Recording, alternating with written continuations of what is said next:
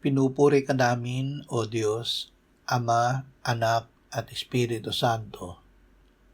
Salamat, Ama, na ibinigay mo sa amin si Jesus na iyong anak na namatay para sa aming kasalanan, iyong muling binuhay, iniakyat at iniluklok sa iyong kanan sa langit.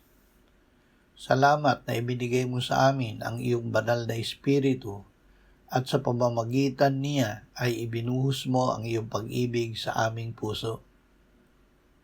Salamat na ikaw ang nagbibigay sa amin ng lakas at kapangyarihan na nananaig sa aming kahinaan at laban sa mga kaaway.